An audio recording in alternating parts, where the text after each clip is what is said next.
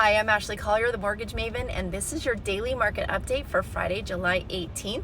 And so far, we are seeing mortgage-backed securities have improved by 14 basis points, the 10-year U.S. Treasury down 2 basis points, and we have a stochastic crossover, meaning that momentum is on our side and that we could see lower yields ahead.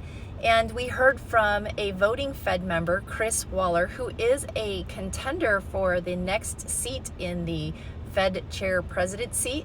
And he said, just like we heard from Kevin Warsh yesterday, that the Fed needs to be cutting rates at the end of this month. Now, that is still a very low likelihood, but he cited a couple of reasons why. He said tariffs, they're just a one-time price increase, not inflationary, not persistent increases, and that a lot of that cost is not being passed on to the consumer, and that the Fed needs to be more neutral. In fact, he said that we are about 1.25% to 1.5% too high on the Fed funds rate, and he cited GDP as being too soft, unemployment being too high, and that the headline inflation numbers are really pretty close to the Fed's target number. He also says the BLS is half of that showing government jobs, which that's not really economic stimulation, and that the major focus should be private payrolls, which are stalling right now, and the massive revisions that go into the BLS after the fact.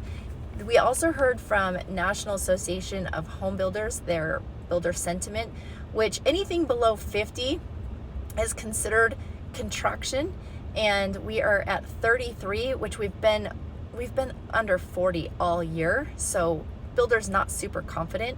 And we got starts and permits, which were all drastically down year over year. Next week, we are going to have existing and new home sales. So have a great weekend and tune in next week for the daily market update.